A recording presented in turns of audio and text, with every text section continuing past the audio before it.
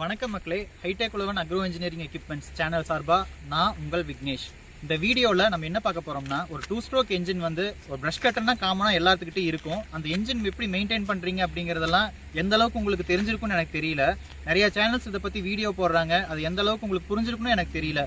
நாங்கள் ஹைடெக் உலகன் எங்கள் சேனல் சார்பாக எங்கள் கஸ்டமருக்கு சார்பாக இந்த வீடியோவில் ஒரு என்ஜினை மெயின்டைன் பண்ணாமல் இருந்தால் என்னென்ன பிரச்சனைகள் வரும், அந்த பிரச்சனை எதனாலையெல்லாம் வருது, என்னென்ன பார்ட்ஸ் டேமேஜ் ஆகுங்கிறதுலேருந்து எல்லாமே A to Z இந்த வீடியோவில் நாங்கள் சொல்ல போகிறோம்.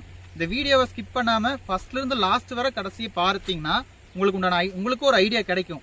இதையெல்லாம் நீங்கள் ரெக்டிஃபை பண்ணிங்கன்னா ஃபியூச்சரில் மெஷின் மெயின்டெனன்ஸ் எல்லாமே நீங்களே பண்ணிக்கலாம். ஒரு ஸ்டார்டிங் ப்ராப்ளம்லேருந்து என்ஜின் ஃபெயிலியர்லேருந்து எல்லாத்தையுமே நீங்கள் நீங்களே சரி பண்ணிக்கலாம். சரிங்களா? இந்த வீடியோவை ஃபுல்லாக பாருங்கள்.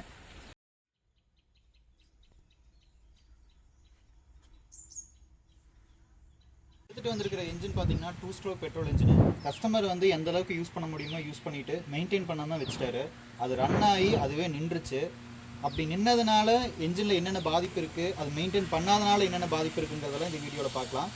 சரிங்களா? தெரியும், என்ஜின் ஃபுல்லாகவே டஸ்ட் அடிச்சு கார்பரேட்டர்லேருந்து என்ஜின்லேருந்து ப்ளக்கோட சைட்லேருந்து A to Z எல்லா பக்கமுமே பார்த்தீங்கன்னா டஸ்ட்டெல்லாம் அடித்து ஃபுல்லாகவே ஒரு மாதிரி அதாவது ஒட்டி கிடக்குது டஸ்ட் எல்லாமே. அதே மாதிரி இந்த ஸ்டார்டிங் காயிலும் பார்த்தீங்கன்னா நல்லா இழுன்னு இழுத்து இந்த ரோப்பெல்லாம் உடஞ்சி உள்ளே இந்த இதெல்லாமே பார்த்தீங்கன்னா பிரேக் ஆகி வளைஞ்சிருச்சு. சரிங்களா? அது எப்படி எதனால் நடந்தது அப்படிங்கிறது எல்லாமே பார்க்கலாம். ஃபஸ்ட்டு நம்ம ஏர் ஃபில்டர்லேருந்து போகலாம். ஏர் ஃபில்டரை ஃபஸ்ட்டு கழட்டிடலாம். எந்த அளவுக்கு ஏர் ஃபில்டருக்குள்ளே இருக்குதுன்னு பாருங்கள். இந்த ஸ்பாஞ்ச் எந்த அளவுக்கு இருக்குதுன்னு பாருங்கள். ஃபுல்லாகவே டஸ்ட்டு. இதுக்குள்ள இந்த ஏரியா இருக்கு இல்லைங்களா, ஏர் ஃபில்டர் ஏரியா, இது எந்த அளவுக்கு இதாக இருக்குதுன்னு பாருங்க. இதை கழட்டுறோம். ஆல்ரெடி சொல்லியிருப்பேன், இருக்கிறதுலையே இதுதான் ரொம்ப முக்கியமான ஏரியா. நம்ம அந்த சோக் லிவர் மேலே எடுக்கையில் என்னன்னா ஏர் ஃப்ளோவில் இந்த டஸ்ட்டு வழியாக இந்த டஸ்ட்டெல்லாம் உள்ள ஃப்ளோ ட்ராவல் ஆகும். ட்ராவல் ஆகல என்னன்னா டைரெக்டாக பிஸ்டனில் போய் விழுகும். கார்பரேட்டர் எல்லாமே எந்த அளவுக்கு அடிச்சிருக்குதுன்னு பாருங்கள். வெளியே அடிக்கிறது கூட அந்த அளவுக்கு முக்கியம் இல்லை. இந்த ஃபில்டர் க்ளீன் பண்ணி தான் போடணும். போடாட்டி என்ஜின் ஃபால்ட் ஆகும். நான் நிறைய டைம் சொல்லிட்டு இருக்கேன். நான் கழட்டுறேன் பாருங்கள்.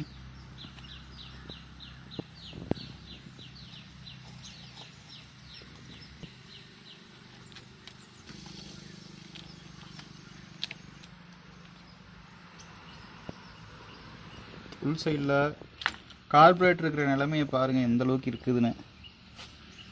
தெரியுதுங்களா? நாலு போக்கில் பார்த்தீங்கன்னா இந்த டியூப் இருக்கு இல்லைங்களா, இதுவுமே ரொம்ப ஸ்டிஃப்னஸ் ஆயிரும். இது உடையக்கூடிய ஸ்டேஜ். அதே மாதிரி இந்த ப்ரைமிங் பல்பு தெரியுதுங்களா, பிரேக் ஆகிற இதில் இருக்குது. இதெல்லாம் எதனால் நடக்குதுன்னா ஏர் என்ஜினில் அதாவது கார்பரேட்டரில் பெட்ரோல் ட்ரை பண்ணாமல் நிப்பாட்டுறனால இந்த ப்ரைமிங் பல்பில் ஃபியூயலும் ஆயிலும் சேர்ந்து அப்படியே நின்று யூஸ் பண்ணாமல் விட்டால் 4 போக்கில் இப்படி தான் ப்ரைமிங் பல்பில் டேமேஜ் ஆகுங்கிறதுக்கு எக்ஸாம்பிள் தான் இது. இந்த காயில கழட்டுவோம்.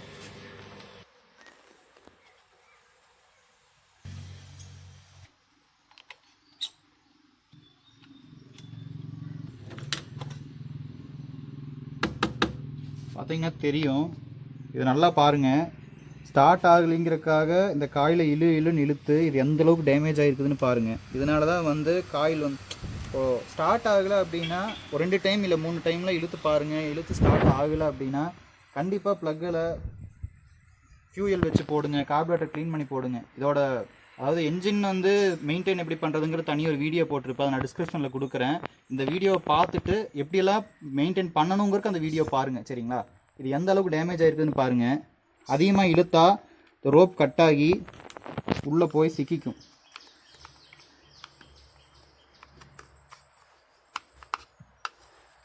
கேக்குதுங்களா? இங்கே சிக்கி இங்கே கட்டாகி நிற்கிது ரோப்பு. கட்டான ரோப் இங்கே இருக்குது. அதுக்கு முன்னாடி இதெல்லாமே டேமேஜ் ஆயிடுச்சு. இது கரெக்டாக இருக்கணும். எந்த மாதிரி இருக்கணும்னா, இது ஒரு புது இதில் தெரியுதுங்களா எந்த அளவுக்கு இருக்குதுன்னு. இந்த ஷார்ப் எட்ஜஸ் எல்லாம் இதோட மெர்ஜ் ஆகியில தான் அந்த ஃப்ரிக்ஷனில் அது சுற்றும். இழுத்து இந்த மாதிரி ஆயிடுச்சுன்னா நீங்கள் இழுத்தீங்கனாலும் கர்றன்னு சவுண்டு மட்டும்தான் வருமா ஒழிஞ்சு என்ஜின் ஸ்டார்ட்டே ஆகாது.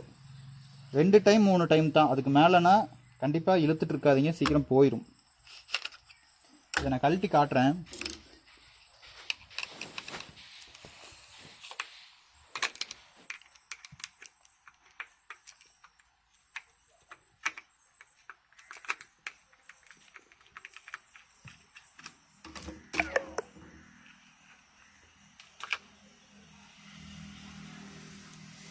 இதுக்குள்ளே இந்த ஸ்ப்ரிங்கு,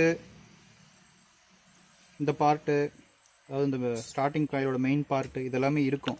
இதுக்குள்ளே பார்த்தீங்கன்னா ஒரு ஸ்ப்ரிங்கில் தான் லாக் ஆகி நிற்கும். இது நம்ம எடுத்துட்டோம்னா அவ்வளோ சீக்கிரம் போட முடியாது.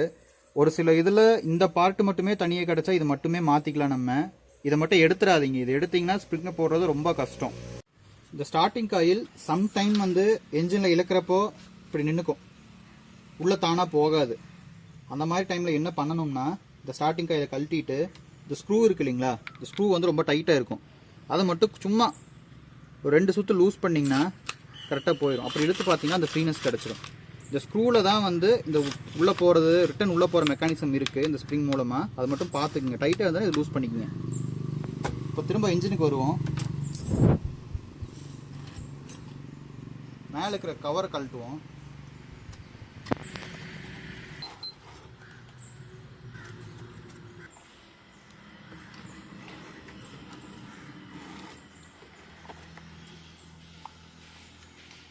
ப்ளக் எல்லாத்தையும் கழட்டுவோம். மேலே ப்ளக் ஒயரெல்லாம் எடுத்துகிட்டு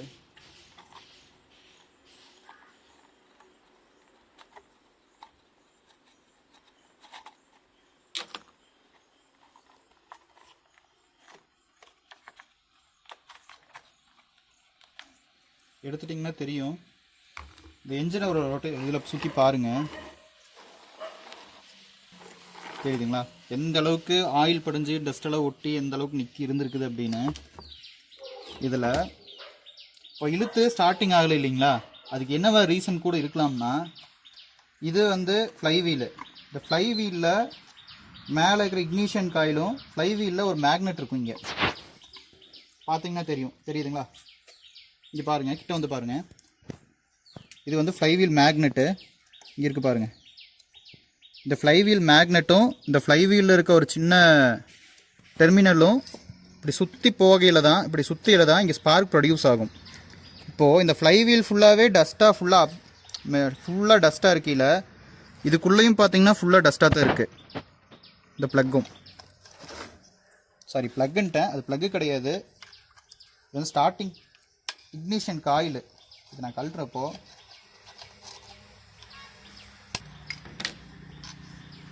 பார்த்தீங்கன்னா தெரியும். இது வந்து இந்த மாதிரி ஒயிட்டாக இருக்கணும், அது மாதிரி பிளெயினாக இருக்கணும். இது வந்து எந்த அளவில் துரு பிடிச்சி கரோடா இருக்குது பாருங்கள். சேம் அதே மாதிரி தான் இங்கே இருக்கிற மேக்னெட்டுமே ஃபுல்லாக கறி பிடிச்சிருக்கு.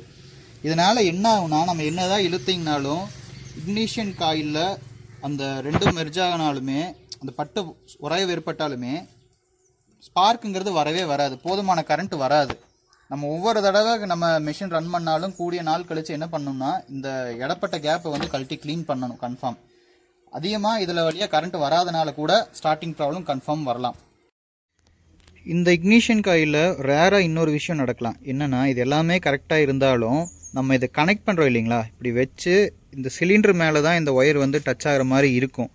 இதே சிலிண்டரில் இந்த ஒயர் டச்சாக இருந்ததுன்னா ஹீட்டுக்கு கண்டிப்பாக இந்த ஒயர் வந்து டேமேஜ் ஆயிரும். இந்த டேமேஜ் ஆச்சுன்னா ப்ராப்பராக கரண்ட் போகாது. ஸோ ஆட்டோமேட்டிக்காக உங்களுக்கு என்ஜின் ஸ்டாப் ஆயிரும். நம்ம என்ஜின் ரன் பண்ணையில் இந்த ஒயர் வந்து இந்த சிலிண்டர் மேலே இப்படி அமுத்தி இருக்காமல் பார்த்துக்கிறது ரொம்ப நல்லது. சரிங்களா, கண்டிப்பாக பார்க்க வேண்டிய விஷயம் இதுவும். இல்லாட்டி கண்டிப்பாக இந்த ஒயர் டேமேஜ் ஆயிரும், ஸ்டார்டிங் ப்ராப்ளம் வரும், நம்ம என்னென்னு தெரியாமல் நம்ம பாட்டில் சுற்றிட்டு இருப்போம். இன்னொன்று, இந்த இக்னிஷன் காயில் எதனால் ஃபெயிலியர் ஆகுது அப்படிங்கிற காரணம் என்னென்னா, இன்ஜின் வந்து ரொம்ப ஹீட் ஆயிருச்சு. அதிகப்படியான சிலிண்டர் ஹீட்டுனால இக்னிஷன் காயில் வந்து மொத்தமாக ஒர்க் ஆகாமல் போகிறதுக்கு நிறைய சான்சஸ் இருக்குது. அதனால தான் வந்து இன்ஜின் கேப் விட்டு ரன் பண்ணணும்னு சொல்கிறது. 1 மணி நேரத்துக்கு இருக்கா கண்டிப்பாக ஒரு 20 மினிட்ஸ் இன்ஜின் கூலாக விட்டுட்டு தான் ரன் பண்ணணும், இல்லாட்டி இந்த காயிலும் ஃபால்ட் ஆயிரும். இன்னொன்று பார்த்தீங்கன்னா, இது வந்து ப்ளக்கு. சரிங்களா, இந்த ப்ளக்குமே கழட்டி க்ளீன் பண்ணணும். கழட்டிலேயே தெரியும் பாருங்கள் எவ்வளோ டஸ்ட் இருக்குதுன்னு. தெரியுதுங்களா, எந்த அளவுக்கு பிளாக் அடிச்சிருக்குது அப்படின்னு. இந்த கார்பன் டெபாசிட் எல்லாம் கண்டிப்பாக ரிமூவ் பண்ணியே ஆகணும். இப்போ பார்த்தீங்கன்னா உள்ள பிஸ்டனுக்குள்ளே ஃபுல்லாகவே கார்பன் டெபாசிட் இருக்கும். அதெல்லாமே நம்ம க்ளீன் பண்ணி தான் போடணும். நான் பேசிக்கான இதை மட்டும் சொல்கிறேன். இந்த இன்சுலேட்டரில் இருக்கிற டஸ்ட்டு உள்ளே போயிடக்கூடாது, அது கம்பல்சரி. ஏர் ஃபில்டர் க்ளீன் பண்ணணும்னு சொல்கிற அவசியம் வந்து இந்த டஸ்ட்டு உள்ளே போயிடக்கூடாது அப்படிங்கிறக்காக தான். போச்சுன்னா பிஸ்டன்லேருந்து எல்லாம் டேமேஜ் ஆயிரும். இன்னொரு ப்ராப்ளம் பார்த்துக்குங்க, எக்ஸாஸ்ட் இருக்கு இல்லைங்களா, எக்ஸாஸ்ட்டையும் வந்து அப்பப்போ கழட்டி உள்ளே இருக்கிற கார்பன் டெபாசிட்டை வந்து தட்டி தான் போடணும்.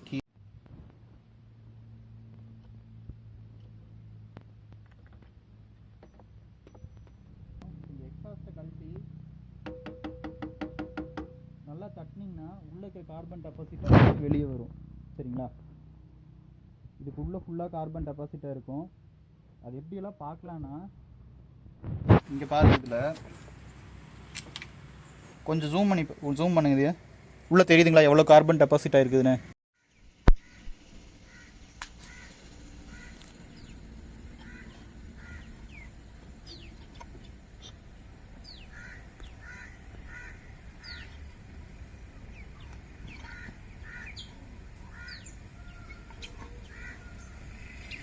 உள்ள பிளாக்காக இருக்குது இல்லைங்களா, இது எல்லாமே ஃபுல்லாக கார்பன் டெபாசிட் தான்.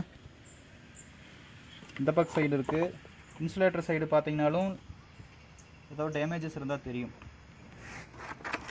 இதெல்லாம் வந்து இந்த டெபாசிட், கார்பன் டெபாசிட் இதுக்குள்ளே ஃபுல்லாக டெபாசிட் ஆகுங்காட்டி தான் கரெக்டான ஃப்ளோ வந்து அதை எக்ஸாஸ்ட் வெளியே போகாதனாலையும் என்ஜின் வந்து சீக்கிரம் ஃபெயில் ஆகிறதுக்கு வாய்ப்பு இருக்குது. இதெல்லாமே க்ளீன் பண்ணி போடுறதுங்கிறது அவசியம். டஸ்ட் ஒரு வேளை உள்ளே போய் பிஸ்டன் டேமேஜ் ஆகிருக்கு அப்படின்னா அதை எப்படி நம்ம கண்டுபிடிக்கலான்னா, இதில் இருக்கிற டஸ்ட் இருக்கு இல்லைங்களா, உள்ளே போய் பிஸ்டனில் போட்டு ஏதாவது டேமேஜ் ஆகிருந்தது அப்படின்னா ரெண்டு சைடும் பார்த்தீங்கன்னா உள்ள பிஸ்டனில் கோடு தெரியும். ஒரு லைனாக இருந்ததுன்னா பிஸ்டன் டேமேஜ் ஆகிருக்குதுன்னு அர்த்தம். நீங்கள் அப்படி கூட கண்டுபிடிக்கலாம். அப்படி இல்லாட்டி இங்கே ப்ளக்கு போடுற ஏரியா இருக்கு இல்லைங்களா, இதில் ஒரு சைடு கை வச்சுக்குங்க. ஒரு சைடு கை வச்சுட்டு ஒரு விரல் அமுத்திட்டு இதை மேலே ரொட்டேட் பண்ணுங்கள். இதில் இந்த ஃப்ரீனஸ்ங்கிறது இருக்கக்கூடாது. ஆக்சுவலாக இது நல்லா இருக்குது. நல்லா டைட்டாக அழுத்திட்டு இது சுற்றுனீங்கன்னா இந்த டைட்னஸ் ஃபீல் ஆகணும். உள்ளே அதே மாதிரி நீங்கள் இப்படி சுற்றி வரையில் உள்ளே வந்து வேக்கம் வந்து இழுக்கும். உங்கள் விரலை உள்ளே இழுக்கும், வெளியே தள்ளும், உள்ளேயும் இழுக்கும். ரெண்டு வேலையும் கரெக்டாக நடந்ததுன்னா பிஸ்டன் சிலிண்டர் சைடு நல்லா இருக்குதுன்னு அர்த்தம். சரிங்களா, கோடு மெயினாக நோட் பண்ணிங்க. கோடு இருக்கக்கூடாது, இந்த வேக்கம் க்ரியேஷன் கரெக்டாக இருக்கணும். இது இருந்துச்சுன்னா ஓகே. ஸோ ப்ராப்ளம் பார்த்தீங்கன்னா எதனால ஸ்டார்டிங் ப்ராப்ளம் வருது அப்படின்னா, பவர் கரெக்டாக போகாதனாலையும் ஸ்டார்டிங் ப்ராப்ளம் வரலாம். அதுக்கு காரணம் இன்னொன்று, மேக்னெட்லேருந்து பவர் கரெக்டாக உற்பத்தி ஆகாதனாலையும் ஸ்டார்டிங் ப்ராப்ளம் வரலாம். கார்பரேட்டரில் ஏதாவது டஸ்ட் அடைச்சிருந்தாலும் ஸ்டார்டிங் ப்ராப்ளம் வரலாம். மேபி இந்த இன்சுலேட்டர் லூஸாக இருந்தாலும் ஸ்டார்டிங் ப்ராப்ளம் வரலாம். ப்ளக்கில் கரெக்டாக பவர் ப்ரொடியூஸ் ஆகாட்டியும் ஸ்டார்டிங் ப்ராப்ளம் வரலாம். நம்ம ஊற்றி இருக்கிற பெட்ரோல் பார்த்தீங்கன்னா பர் லிட்டருக்கு 50 ml ஆயில் நம்ம மிக்ஸ் பண்ணணும். 2T oil. பெட்ரோல் ரேஷியோ அதிகமாக இருந்தாலும் கம்மியாக இருந்தாலும் ஆயில் ஜாஸ்தியாக இருந்தாலும் ஸ்டார்டிங் ப்ராப்ளம் வரலாம். நீண்ட நேரம் ரொம்ப ரன் பண்ணிகிட்டே இருந்தீங்கன்னா சீக்கிரம் டேமேஜ் ஆகிறதுக்கு வாய்ப்பு இருக்குது, அதனாலையும் ஸ்டார்டிங் ப்ராப்ளம் வரலாம். அதே மாதிரி கரெக்டாக நம்ம ஸ்டார்டிங் இலக்கியில் இப்போ ரோப் இருக்குன்னா இதை வந்து நம்ம கரெக்டாக இலக்கியில் ஸ்ட்ரைட்டாக வச்சு இப்படி இழுக்கணும். இப்படி இழுத்திங்கனாலும் இது டேமேஜ் ஆகிறதுக்கு வாய்ப்பு இருக்குது, அதனாலையும் ஸ்டார்டிங் ப்ராப்ளம் வரலாம். ஆக்சுவலாக ஃபைனலாக பார்த்தீங்கன்னா இன்னொரு பிரச்சனை இருக்குது, நம்ம கண்ணுக்கே தெரியாத பிரச்சனை. இந்த டியூப் உள்ளே போகுது இல்லைங்களா, இந்த இன்லெட் பெட்ரோல் வந்து உள்ள கார்பரேட்டருக்கு இழுத்ததையும் வர்ற டியூப்பில் உள்ள ஒரு ஃபில்ட்ரு இருக்கும். அந்த ஃபில்ட்ரு பார்த்தீங்கன்னா ஏதாவது டேமேஜ் ஆகிருந்து ஃபில்ட்ரு உடஞ்சிருந்தா கூட பெட்ரோலில் இந்த டேங்க்குள்ளே நம்ம பெட்ரோல் ஊற்றியில் நமக்கே தெரியாமல் சில டஸ்ட்டெல்லாம் உள்ளே போயிடும். கண்டிப்பாக ரன் பண்ணையில் அந்த டஸ்ட்டெல்லாம் வந்து டேரெக்டாக அந்த டியூப் வழியாக வந்து கார்பரேட்டருக்கு போகையில் சின்ன ஹோல்ஸ்னால கார்பரேட்டர் கண்டிப்பாக அடைச்சிரும். அதனால் கூட கண்டிப்பாக அந்த ப்ராப்ளம் வரலாம். அந்த என் கையில் இருக்க இந்த ஃபியூயல் பைப்பு தான் பார்த்தீங்கன்னா புதுசு. இதில் பார்த்தீங்கன்னா தெரியும், இந்த பிளேஸில் உள்ள ஒரு ஸ்பாஞ்ச் இருக்குது இல்லைங்களா, இந்த ஸ்பாஞ்சு இந்த சைடில் ஒரு சின்ன ஹோலாட் இருக்கும், ஹோலை பிளாக் பண்ணிக்கிற மாதிரி இருக்கும், தெரியுதுங்களா? இது வழியாக தான் ஃபியூயல் வந்து உள்ளே இழுத்து கார்பரேட்டருக்கு போகும். சரிங்களா, இது வந்து நல்லா இருக்கிற ஒரு ஃபியூயல் பைப்பு. இதுவே டேமேஜ் ஆன பைப்பு எப்படி இருக்குங்கிறத காட்டுறேன் பாருங்கள். இதுதான் டேமேஜ் ஆன ஃபியூயல் பைப்பு. இந்த ஃபியூயல் ஃபில்ட்ரு பார்த்தீங்கன்னா அந்த ஸ்பாஞ்செல்லாம் போய் எப்படி இருக்குன்னு உங்களுக்கே தெரியும், தெரியுதுங்களா? இப்போது டேங்க்கில் ஏதாவது டஸ்ட் இருந்தாலும் இது இந்த ஹோல்ஸ் தெரியுது இல்லைங்களா, ஸ்பாஞ்செல்லாம் இல்லாததுனால இந்த ஹோல்ஸ்லேயே டைரெக்டாக கார்பரேட்டருக்கு போகும். நீங்கள் நினைக்கலாம் கார்பரேட்டரில் எவ்வளோ க்ளீன் பண்ணி போட்டாலும் என்ன பண்ணாலும் எப்படி அடைக்குதுன்னே தெரியல அப்படின்னு. காரணம் இந்த ஃபியூயல் ஃபில்ட்ரு ஏதாவது ப்ராப்ளம் ஆகி போயிருந்ததுனாலோ பிரேக் ஆகிருந்துச்சுனாலோ கார்பரேட்டர் டைரெக்டாக போய் அஃபெக்ட் ஆகுது. இதுதான் இன்னொரு மெயின் ரீசன், கண்ணுக்கு தெரியாத மெயின் ரீசன். இது ப்ரஷ் கட்டரோட கிராங்க் ஷாஃப்ட்டு. இந்த கிராங்க் ஷாஃப்ட்டில் ஒரு நோட் பண்ண வேண்டிய விஷயம் இருக்குது. என்னென்னா, கிராங்க் ஷாஃப்ட்டில் உள்ள நீடில் பேரிங் இருக்கு இல்லைங்களா, நீடில் பேரிங்கில் இந்த மாதிரி ப்ளே வரக்கூடாது. இந்த மாதிரி ப்ளே வந்ததுன்னா பிஸ்டன் வந்து மேலே போயிட்டு கீழே வரையில் கொஞ்சம் ஷேக் வரும், சின்ன ஷேக் வரும். அதனாலையும் பிஸ்டனில் இந்த மாதிரி கோடு வரலாம்.